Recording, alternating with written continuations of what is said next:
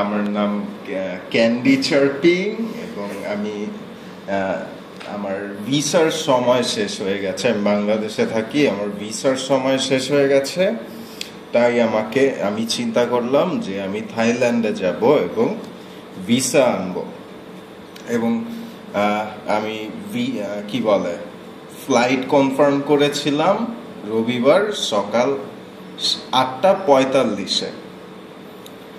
আচ্ছা, হ্যাঁ, 8:45-এ। এবং তাই আমি খুব তাড়াতাড়ি ঘুমিয়ে গিয়েছিলাম এবং আমি অ্যালার্ম সেট করেছিলাম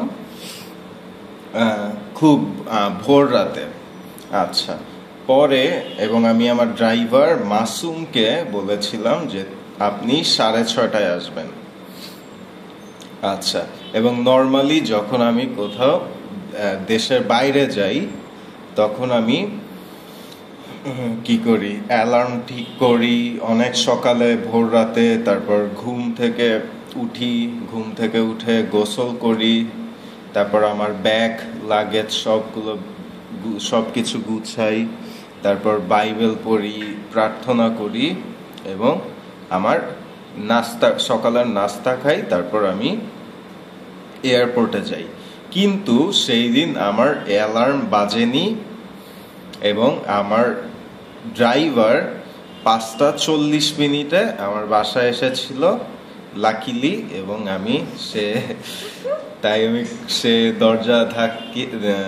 দরজা ধাক্কা দিয়েছিল এবং তাই আমার ঘুম ভেঙেছিল এবং আমি কয়টা বাজে এবং দেখি আমি যে 5:40 বাজে এবং আমি খুব ভয় পেয়ে যাই, আজকে আমার থাইল্যান্ড যাওয়া হবে না। এবং তাই আমি বাইবেল পড়িনি, নাস্তা খাইনি এবং খুব তাড়াতাড়ি গোসল করেছি এবং খুব তাড়াতাড়ি ব্যাগ গুছিয়েছিলাম এবং সব কাপড় কুঁচকে গিয়েছিল। আচ্ছা, এরপর আমার অনেক বড় গাড়ি আছে এবং সেই গাড়িতে করে আমি এয়ারপোর্টে গিয়েছিলাম। আচ্ছা, তারপর সেই এয়ারপোর্টে যাওয়ার পর আমাকে টিকিট দিয়েছিল। এটা কিসের জন্য? আচ্ছা, হ্যাঁ, ব্যাগ চেক করেছিল এবং আমি ইমিগ্রেশন সিস্টেমের মধ্য দিয়ে গিয়েছিলাম এবং আমাকে আরো বেশি দিন থাকতে হবে, সেই জন্য আমাকে আরো 800 টাকা বেশি দিতে হয়েছে। আচ্ছা, তারপর আমি কি বলে ঠান্ডা কফি অর্ডার করেছিলাম এবং এইখানে কেক অর্ডার করেছিলাম এবং আমি ঠান্ডা কফি এবং কেক খেয়েছিলাম। এবং আপনি এই ছবি আঁকছেন কেন? ও হ্যাঁ, আমি বাংলাদেশি, এখন আমি বাংলাদেশি, তাই আমার বাংলাদেশি টি শার্ট পরেছি। এবং আমার যেহেতু আমি সারাদিন অনেক স্ট্রেসের মধ্য দিয়ে গিয়েছি, তাই আমার শরীর খারাপ করেছিল এবং আমার পেট খারাপ করেছিল এবং আমি টয়লেট খুঁজছিলাম, কিন্তু আমি টয়লেট পাইনি। আচ্ছা, এরপর আমি এইখান থেকে প্লেনে উঠলাম এবং প্লেনে উঠে এই হোটেলের সামনে গিয়ে নামলাম এবং আমি হোটেলের নাম ভুলে গিয়েছি। আচ্ছা, এবং আমার রুমে ঢুকেই আমি গোসল করেছি এবং তারপর আমি বাইবেল পড়েছি এবং ঈশ্বরকে ধন্যবাদ দিয়েছি এই সুন্দরভাবে পৌঁছানোর জন্য। আচ্ছা, এবং তারপর আমি চিন্তা করলাম যে আমার সাজগোজ করার জন্য এবং আমার মেকআপ বক্স কিনতে হবে, তাই আমি মলে গেলাম, আকিয়া মলে, এবং আমি অনেক কিছু কিনলাম, নেইল পলিশ, তারপর আইলাইনার, লিপস্টিক, এইসব কিনে এবং আমি সেইখানে তারপর দুপুরের খাবার খেলাম। আমার অনেক খিদে লেগেছিল।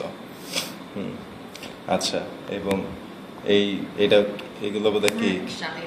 ও আচ্ছা, হ্যাঁ, তারপর অনেক শপিং করেছি এবং তারপর আবার আমি হোটেলে গিয়েছি এবং আমার জামা কাপড় অনেক কোঁচকানো ছিল, যেহেতু আমি ব্যাগ ঠিকভাবে গুছাতে পারিনি, তাই জামা কুঁচকে গিয়েছিল। তাই আমি সেখানে হোটেল বয়কে বললাম আমার জন্য ইস্ত্রি এবং ইস্ত্রি করার জন্য টেবিল আনতে।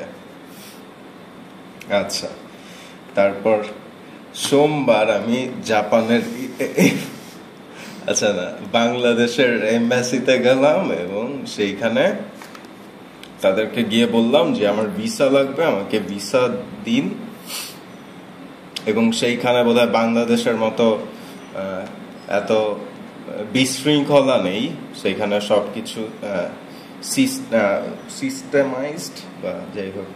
এবং তাই আমি খুব নিশ্চিন্ত হলাম এবং 9টার সময় আমি সেই এম্বাসিতে গিয়েছিলাম। এবং তারপর আমার খুব প্রিয় রেস্টুরেন্ট আউটব্যাক, সেইখানে গিয়েছিলাম এবং আমি কি খেয়েছিলাম, বেক করা আলু, তারপর মাশরুম, স্টেক খেয়েছিলাম এবং অনেক পেট ভরে খেয়েছিলাম, খুব মজা ছিল খাবার। আচ্ছা, পরে আমার খুব পেট খারাপ হয়েছিল, আমি হসপিটালে গেলাম এবং হসপিটাল থেকে আমাকে ইনজেকশন দিয়েছিল। এবং তারপর আমি আমার একজন ডেন্টিস্টের কাছে গেলাম আমার দাঁত চেক আপ করানোর জন্য। আচ্ছা, তারপর এরপর আমি গরম কফি খেলাম এবং তারপর আমি আবার শপিং মলে গেলাম এবং অনেক কিছু কিনলাম এবং কেনার পর আবার আমি আমার হোটেলে ব্যাক করলাম। আচ্ছা, তারপর আমি খুব ক্লান্ত ছিলাম এবং ঘুমিয়েছিলাম। সো তারপর আমি বই পড়েছিলাম। হ্যাঁ, মঙ্গলবারে আমি একটা বই সোমবারে আমি একটা বই কিনেছিলাম এবং মঙ্গলবারে সেই বই পড়তে শুরু করলাম। তারপর আবার আমি বাংলাদেশের এম্বাসিতে গেলাম এবং সেইখানে আমাকে ভিসা দিয়ে দিল। ইটস ইউএস ওর ভিসা, এটা আমার পাসপোর্ট। ও আচ্ছা। সো হ্যাঁ, এই আমাকে ভিসা দিল এবং ভিসা পাওয়ার পর আমি আবার মলে চলে গেলাম, শপিং মলে।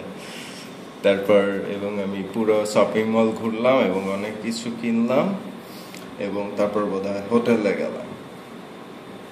আচ্ছা, বুধবারে আমি স্কুলে গেলাম, একটা কুকিং স্কুলে গিয়েছিলাম এবং ইন্টারনেট থেকে তাদের আমি খোঁজ পেয়েছিলাম যে এখানে কুকিং স্কুল আছে এবং সেই কুকিং স্কুলে অনেক কিছু 2জন আমেরিকান ছিল, কিছু সিঙ্গাপুর থেকে মানুষ ছিল এবং হংকং এর থেকে মানুষ ছিল এবং বাকি সব লোক থাই ছিল। এবং সেইখানে আমি অনেক থাই রান্না শিখেছি এবং স্প্রিং রোল বানাতে হয় কিভাবে শিখেছি। আচ্ছা, এবং তারপর 7:30টার সময় আমি প্লেনে উঠেছিলাম এবং 9:30টার সময় আমি ঢাকাতে এসেছিলাম। সমাপ্ত।